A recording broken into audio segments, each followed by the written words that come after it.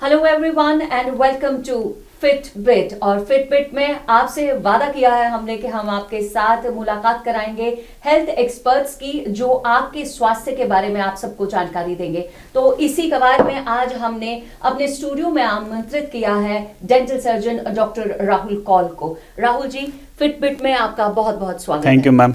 पहले तो आपसे यही जानना चाहेंगे, क्योंकि लोग जो हैं वो अपने दांतों को लेकर और अपने डेंचर्स को लेकर के बहुत ज्यादा एक इमोशनली अटैच्ड रहते हैं, और लोग अक्सर ये सोचते हैं कि हमारी आइडेंटिटी की पहचान जो है वो हमारी लुक्स से है, और हमारी लुक्स सीधे तौर पर हमारे डेंचर्स के ऊपर ही डिपेंड करती है। क्या आप ऐसे सजेशंस देना चाहेंगे जनरल डेंटल हेल्थ केयर के बारे में? मैम, पहले तो मैं बताना चाहता हूँ कि जो हमारे दांत है मुंह में, it's one of the most use thing. मतलब सबसे ज़्यादा यूज़ करते हैं, पूरी लाइफ इन्हें यूज़ करते हैं, चाहे खाने के लिए, हमारे स्पीच के लिए, इवन हमारे एस्थेटिक रीज़न के लिए। तो one of the important aspect है हमारी लाइफ का एक। और इन्हें मेंटेन करना भी उतना ही आसान है, बट लोग क्या करते हैं कि प्रॉपर ब्रशिंग नहीं करते, प्रॉपर ऑरल हाइजीन मेंटेन नहीं कर पाते हैं, या तो उन्हें पता नहीं होता, मोस्टली रफ ब्रशिंग हो जाती है, प्रॉपरली नहीं कर पाते, सुबह शाम ब्रशिंग नहीं हो पाती है। दैट इज़ द रीज़न कि आगे जाके केरीज हो जाती है, उनके दांत खराब हो जाते हैं। देन उसके बाद भी क्या होता है कि मोस्ट ऑफ द पीपल्स खराब होते हैं, they don't take it seriously, because दांत है तो ठीक एक निकल जाएगा तो दूसरे हमारे पास और 31 दांत हैं, 2 निकल जाएंगे तो हमारे पास 30 दांत मुंह में पड़े हैं। बिल्कुल, बट लीनियंट अप्रोच है ऑरल हेल्थ केयर के। हाँ, बहुत लीनियंट अप्रोच है पब्लिक की डेंटिस्ट को लेके, डेंटल ऑरल हेल्थ को लेके। वो यही है कि 32 दांत है, ठीक है, 1-2 निकल गए तो क्या है, बट वो ये नहीं समझ पाते जब वो 1-2 निकलते हैं उनके लिए वो स्पेस खाली रह जाती है और बाकी दांत अपनी जगह से माइग्रेट कर लेते हैं, और उसकी वजह से आगे जाके और भी उनके लिए इश्यूज हो जाते हैं, गम्स के इश्यूज हो जाते हैं, दांत मोबाइल हो जाते हैं, हिलना शुरू हो जाते हैं उनके लिए, और बाकी भी हमारे लिए इश्यूज हो जाते हैं। हेल्थ के लिए रिलेटेड, मतलब सिस्टमिक जो हमारी हेल्थ है उसमें भी काफ़ी इश्यूज आते हैं। बिल्कुल, इसी बात पर आना चाहूँगी राहुल जी कि अक्सर ये कहा जाता है कि अगर हम एक दांत निकालते हैं तो उससे हमारी इंटायर बॉडी की फिजिक पे भी, internal physique as well as external physique, दोनों पे प्रभाव पड़ता है। तो किस तरह का प्रभाव जो है हमारी बॉडी पे पड़ेगा अगर हम अपने टूथ डिके के कारण? मैम, सबसे इम्पॉर्टेंट चीज़ है, अगर आपने कहीं पढ़ा, chewing is the most important. जब खाना चबाते आप अगर स्वेलो करेंगे, it will take lot of time, और लॉट ऑफ एंजाइम्स को काम करना है आपके स्टमक में कि उसको डाइजेस्ट करने के लिए। सो एक हेल्दी अगर आपको रहना है तो कम से कम 20 to 30 मिनट सेकेंड्स की च्यूइंग बहुत ज़रूरी है। तो वो च्यूइंग के लिए तो आपके दांत होने चाहिए। सो उसके बाद ही आप बाकी जो हमारे, मतलब कि आप सारा काम लोड, सपोज आप एक ही के ऊपर सारा लोड डाल दोगे तो हाउ इट वर्क्स, तो आप सारा काम स्टमक पे डाल देते हो विदाउट च्यूइंग। हाँ, आप सारा विदाउट खाना खाते हो, स्वेलो कर लेते हो, it will go into stomach and उस पर सारा लोड पड़ जाता है। सो it will come in disease, patients को काफ़ी सिस्टमिक डिजीज सामना करना पड़ता है इनको। राहुल जी, आपसे बात करना चाहेंगे कि जो जनरल ओरल हेल्थ केयर है उसके बारे में थोड़ा सा आप हमारे दर्शकों के साथ साझा करें कि जैसे आप अभी कह रहे थे कि ब्रशिंग प्रॉपर नहीं करते हैं लोग, तो किस तरह के टूथब्रशेस इस्तेमाल करने से डिफरेंस आएगी, या किसी और तरह की ओरल हाइजीन का हमें ध्यान रखना पड़ेगा? मैम, ओरल हाइजीन में मोस्ट इंपॉर्टेंट चीज़ ये है कि अगर कोई पेशेंट को कोई प्रॉब्लम है, आजकल मैंने पहले बताया कि Google is the main thing, सब ओपन करते हैं, they will take self medications and all, मतलब कि दवाइयाँ लेंगे, पेन किलर्स लेंगे, एंटीबायोटिक्स लेंगे खुद से। वो डेंटिस्ट के पास नहीं जाएंगे अपना ऑरल चेक कराने के लिए। उसकी वजह से उनकी और भी प्रॉब्लम हो जाएगी, बिकॉज दे डोंट नो अंदर क्या चल रहा है। ये इन्फेक्शन है, ये गम्स का इन्फेक्शन है, ये दांत का इन्फेक्शन है, either it is related to something else, कोई नर्व से रिलेटेड है, किस चीज़ से, दे डोंट नो। बस दवाई खा ली, कहीं चले गए किसी के पास, they will give her medication, वो सेल्फ मेडिकेशन ले लिया, गूगल से सर्च कर लिया, so it will create more problem. For becoming a doctor it will take 7 to 8 years। सो 8 साल की कवरेज एक गूगल तो नहीं कर सकता। तो ये पेशेंट को सबसे पहले समझना है कि self medication is not at all the option. हर किसी बीमारी का इलाज, और खास तौर पर अगर ओरल हाइजीन की बात है तो सेल्फ मेडिकेशन तो बिल्कुल भी नहीं। At least go to your dentist, आप चेकअप करवाइए, he will tell you the problem. आप क्या सजेस्ट करेंगे, कितनी देर के बाद हमें डेंटल चेकअप कराना? Every 6 months, every 6 months। Even ऐसा बोला जाता है जब बच्चा पैदा होता है, आफ्टर 1 year, उसका पहला बर्थडे जब होता है, you have to go for the dental checkup. So उसके मुंह में भी गम पैड्स होते हैं जिनका केयर करना भी इंपॉर्टेंट है। सो जब उस बच्चे के लिए है तो बड़ों के लिए तो every 6 months you have to go for dental checkup. जी, तो ओरल हाइजीन के लिए ना अक्सर थोड़ा बैड ब्रेथ का प्रॉब्लम रहता है, कुछ लोगों को लगता है कि हमारे दांत पीले हो गए हैं, तो लोग अक्सर माउथ वॉशेस का इस्तेमाल ज्यादा करते जी। हैं। क्या कहेंगे आप, क्या ये अच्छा है या इससे थोड़ा परहेज करना मैम चाहिए? माउथ वॉश करना अच्छा है, ऐसा नहीं कि माउथ वॉश यूज़ कीजिए बट डाइल्यूट कीजिए, कंसनट्रेटेड यूज़ नहीं कीजिए, but it can not be the only. कभी तो कि आप कह रहे हैं जैसे बैड ब्रेथ की बात की आपने, हेलिटोसिस बोलते हैं हम इसको, जी, so it can be due to gastric reflexes. Okay. कभी गैस्ट्रिक रिफ्लेक्सेस हो जाते हैं उसकी वजह से, आप काफ़ी देर तक आपने खाना नहीं खाया होगा उसके बाद, it can be some gum problem, it can be some systemic diseases. तो वो तब आप जब डॉक्टर के पास जाएंगे, आप डेंटिस्ट के पास जाएंगे अपने, ही विल इलॉबरेट कि क्या प्रॉब्लम है। जी, इधर ये गैस्ट्रिक प्रॉब्लम है या आपके गम से रिलेटेड है, किस चीज़ से रिलेटेड, वो ये आपको वही इलॉबरेट करके बता सकते हैं। बिल्कुल।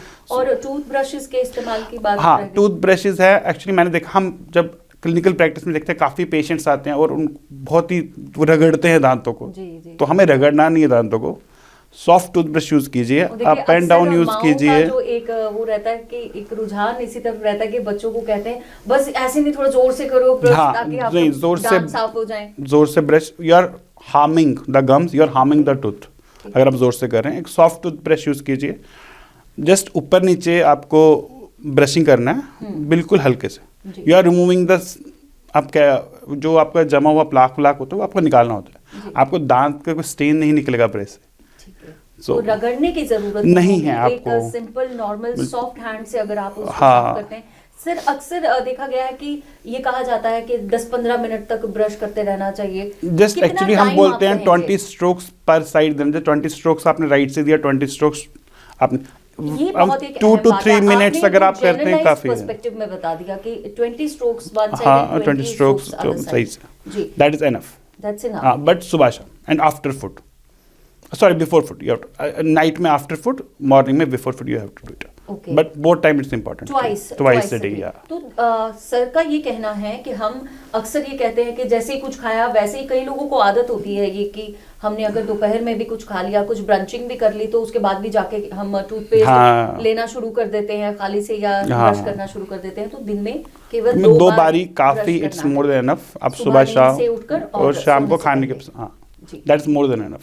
जी, तो ये टूथपेस्ट खाने की जो एक आदत है, उससे कई बार लोगों का ये एक मत रहता है कि जनरलाइज पर्सपेक्टिव है कि हम अगर टूथपेस्ट खाएंगे तो उसका फ्लोराइड जो है वो हमारे दांतों में लगा रहेगा और हमारे दांत और मजबूत होंगे। मैम टूथपेस्ट पहले खाने की चीज़ नहीं है, ये आपको अप्लाई करनी है क्लीनिंग करने के लिए। जी। It contain some acids which can cause gastric erosions. So अगर आप खाते हैं तो it can cause gastric erosion, आपको और प्रॉब्लम क्रिएट कर सकते हैं। ये क्लीनिंग के पर्पज़ के लिए, सो इनको क्लीनिंग के लिए ही यूज़ किया जाए। तो दांतों को मजबूत रखने का सबसे आसान और ऐसा तरीका हमारे दर्शकों के साथ साझा कीजिए जो इजीली अवेलेबल हो, अफोर्डेबल हो। ईजिली अफोर्डेबल, वही बोला, दिन में 2 बारी ब्रश कीजिए, जी। एक मॉर्निंग और एक इवनिंग खाने के बाद, that is one of the best. Every 6 months you have to go for oral checkup. किसी भी डेंटल पेन को लाइटली मत लीजिए, सेल्फ मेडिकेशन मत कीजिए। मैं अगेन रिपीट कर, सेल्फ मेडिकेशन मत कीजिए। आप डेंटिस्ट के पास जाइए, he will elaborate the problem and he will take care of it. एक टूथ सेंसेशन की बात की जाती जी। है अक्सर, और ऐसे में लोग इग्नोर कर देते हैं इन सेंसेशंस को, और कभी ठंडा खाने में, कभी- पानी तक पीने में कभी कभी सेंसेशंस होती हैं। तो क्या कहेंगे आप, इसे इग्नोर करना चाहिए या नहीं, खुद से ठीक होगा, या इसके लिए भी हमें कुछ स्पेशल ट्रीटमेंट्स लेने पड़ेंगे? देखिए, इसके लिए हमारे पास डिसेंसिटिविटी टूथपेस्ट भी आते हैं कुछ, जैसे सेंसोडाइन यूज़ होता है या काफ़ी कंपनीज़ के आते हैं आजकल, सो हम वो यूज़ कर सकते हैं। बट मैं अगेन बोलूँगा, कभी कभी क्या होता है, ब्रश ट्रोमा हो जाता है। जी, जी। हम एब्रेजन कहते हैं उनको, जो दांत के ऊपर लेयर होती है वो उतर जाती है, सो उसकी वजह से हमारे डेंटिनल टेब्यूल्स जो होते हैं वो एक्सपोज हो जाते हैं। सो अगर खाली आप टूथपेस्ट कभी कभी यूज़ करेंगे, हो सकता है उससे फिल ना हो, so we have to do, वहाँ पे फिलिंग की ज़रूरत पड़ जाती है हमको, सो दैट वो एरिया कवर हो जाए। जी। सो अगेन मैं यही बोलूँगा, आपको डेंटिस्ट के पास तो जाना ही है। Don't ignore the oral health. Cavity बने उससे पहले पहले हमें ही, हाँ, एक यह चेकअप कराना कराना बहुत ज़रूरी है। होगा। नॉट आप- कैविटी बने, मैं ये भी बोलूँगा कि काफ़ी ऑरल कैंसर के केसेस आते हैं, छोटा सा अल्सर हो जाता है तो पेशेंट कहता है अच्छा अल्सर है, खुद ही लगा दिया, but it can be something else. So it is one of the, even पता होगा आपको, it is one of the most leading cause of death in India, Right. Oral cancer. Right. So better है it's to treat it on time. जी, एक और धारणा जो आम लोगों के मन में ये रहती है कि बार बार च्युइंगम खाने से हमारे जो दांत हैं वो साफ रहते हैं, क्या कहेंगे उस पर? नहीं, ऐसा कुछ नहीं है। देयर आर सम च्युइंगम्स जो आर्टिफिशियल शुगर्स के बनते हैं, जी। So but they will give somewhat but not at the cost of brushing. नहीं। तो एक ये जो दांतों का पीलापन हो जाता है, जी। उसके लिए क्या रेमेडी आप बताएंगे? मैम, पीलापन होने के काफ़ी चांसेस है। कभी कभी हमें टेट्रासाइक्लिन स्टेन्स हो जाते हैं बच्चों में, जी, जी। कभी कैलकुलस हो खास जाता तौर है। पर बच्चों में ये हाँ, देखी जाती है। उनमें टेट्रासाइक्लिन की मेडिकेशन आती है, मोस्ट उनके स्टेन्स हो जाते हैं। या कुछ ऐसा होता है कि एनामल जब दांत बन रहा होता है उसमें कुछ एबनॉर्मेलिटी आती है, जी। बनते टाइम इसमें एबनॉर्मेलिटी आती है, तो उसकी वजह से डिस्कलरेशन हो जाती है दांतों की। So that you have to do filling and all. But हाँ, अगर नॉर्मल स्टेन्स हैं आपके, इट विल, आप स्केलिंग करवा लीजिए, नॉर्मली निकल जाते हैं। तो लेकिन स्केलिंग के लिए जैसे कॉफी स्टेन्स हो गए। जी, समझा ये जाता है कि स्केलिंग कराने से दांत और कमजोर हो जाएंगे क्योंकि परत उतरेगी। तो मैम, परत नहीं, स्केलिंग में कोई परत नहीं उतरता। स्टेइंग में जो आपके दांतों में गंद जमा हुई होती है, वहाँ पे बैक्टीरिया जमा हो गया तो हम वो निकालते हैं। आपके दांतों के साथ कोई हार्म नहीं किया जाता। और स्केलिंग आपको डेली बेसिस पे नहीं करना है, अगेन 6 मंथली ईयरली आप करवा लीजिए टू रिमूव द स्टेन्स। सो इससे कोई आपके दांत लूज नहीं होंगे, कोई भी प्रॉब्लम नहीं होगी आपको। एक आप अभी बात कर रहे थे ये जो सेंसिटिव टूथपेस्ट की बात कर रहे थे, अक्सर हमने देखा है कि लोग अपनी ही सेल्फ मेडिकेशन के हिसाब से ही अगर देखा जाए तो कई बार ऐसी कोशिश करते हैं कि वो कोई भी तरह का सेंसिटिव टूथपेस्ट इस्तेमाल करना शुरू कर देते हैं। क्या ये सेंसिटिव टूथपेस्ट हर किसी के इस्तेमाल के लिए बने हैं या ये पर्टिकुलर किसी एक मरीज के लिए बने हुए हैं? मैम नहीं, देखिए मैंने अगेन बोला, सेंसिटिविटी का रीज़न क्या है। जी। हमें रीज़न पता करना है कि सेंसिटिविटी का रीज़न क्या है। इधर वो एब्रेजन है, दांत घिस चुका है वहाँ पे। कभी कभी क्या होता है, आते बच्चों में हम देखो वो चबाते ऐसे से, मतलब कि अपने दांत रगड़ते हैं, जी, तो ब्रक्सिज्म होता है, उसकी वजह से भी सेंसिटिविटी हो सकती है। सो वो आप डेंटल टूथपेस्ट से ठीक नहीं हो सकता। ये जो डॉक्टर साहब बात कर रहे हैं, बात हो रही है दांत कटकटाने की। हाँ बच्चे जी। अक्सर ऐसे अपने दांतों को छेड़ते रहते हैं और उन्हें छीलने की कोशिश हाँ, करते छीलने हैं। की, उसकी वजह से क्या होता है, ऊपर वाले लेयर जो होती है हमारे दांत की, वो हट जाती है। फिर अगेन पल्प बहुत ही नाजुक चीज़ है। आप जानते हैं कि dental pain is one of the worst pain मानी जाती है डेंटल पेन को। सो उसकी वजह से क्या होता है, नोज एक्सपोज होना शुरू हो जाती है, हमारी डेंटिनल टेब्यूल्स एक्सपोज होना शुरू हो जाते हैं, तो फिर अगेन सेंसिटिविटी हो जाती है। सो एट द एंड मैं अगेन बोल रहा हूँ कि आप डेंटिस्ट के पास जाइए, वही आपको एक्यूरेटली बता सकता है कि क्या प्रॉब्लम है आपकी।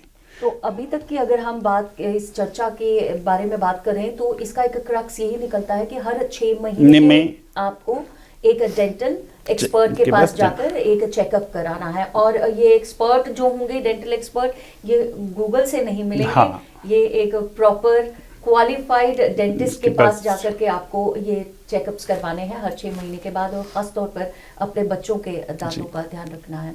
सेंसिटिव टूथपेस्ट सभी के लिए नहीं बने हैं। और सेंसिटिव टूथपेस्ट अगर आप इस्तेमाल करना भी चाहते हैं तो वो भी बिना डॉक्टर से पूछे आप इस्तेमाल ना करें, क्योंकि वो आपकी सेहत को और भी हानि पहुंचा सकते हैं। इवन मैं एक और, हमारी जो ऑरल हेल्थ है वो हमारी सिस्टमिक डिजीज से भी रिलेटेड है।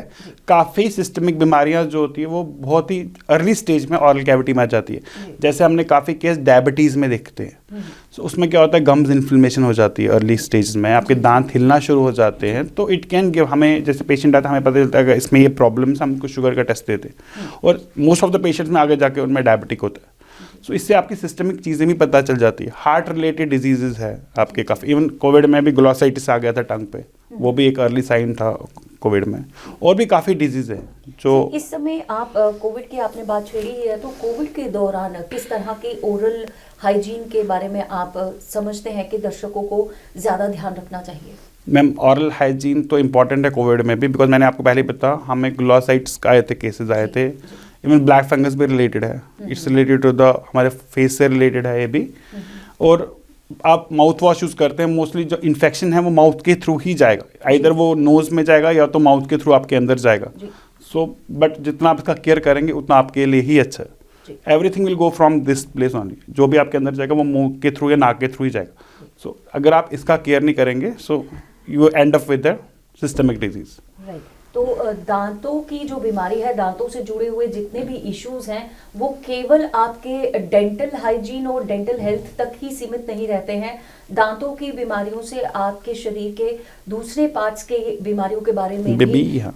पता चल जाता है। तो कभी भी आपकी अगर दांत में दर्द है तो उसे आप बिल्कुल भी इग्नोर ना करें और इसे सीरियस तौर पर देखें। इससे पहले कि ये दांत का दर्द आपकी जान का दर्द बन जाए, आप इसको डेंटिस्ट के पास जाकर के चेक जरूर करवाएं। और आखिर में एक बार फिर दोहराना चाहेंगे कि डॉक्टर साहब के मुताबिक आपको अगर ओरल हाइजीन रखनी है, डेंटल हाइजीन रखनी है, तो उसके लिए ब्रशिंग बहुत ज्यादा जरूरी है। और ब्रशिंग प्रॉपर टेक्निक रगड़ना नहीं है। 20 स्ट्रोक्स सर ने कहा कि दोनों साइड पे आप यूज करें और 20 स्ट्रोक सेंटर में यूज करें। अपर एंड डाउन लेवल के माध्यम से आप इसमें ब्रशिंग कर सकते हैं। और साथ में अगर आप माउथ वॉशेस का प्रयोग कर रहे हैं तो उन माउथ वॉशेस वो डाइल्यूट करना जरूरी है। जितना आप करें तो डाइल्यूट करने के लिए नॉर्मल वही जितना, हाँ, नॉर्मल पानी जितना आप माउथ वॉश यूज करते हैं उतना आप उसका डाइल्यूट करें, उतना पानी यूज करें और उसको डाइल्यूट करके लिए। कंसंट्रेटेड माउथ वॉश ठीक नहीं है। तो इस एक उद्देश्य के साथ और इस एक संदेश के साथ कि आप सब अपना रखेंगे ख्याल और हर 6 महीने के बाद करवाएंगे अपने दांतों की जांच, फिटबिट के इस अंक में मुझे और डॉक्टर राहुल कोल को दीजिए इजाजत। अगले शुमारे में, अगले एपिसोड में आपके साथ फिर किसी हेल्थ एक्सपर्ट के साथ बात करवाएंगे। तब तक के लिए शब खैर, take good care of your health.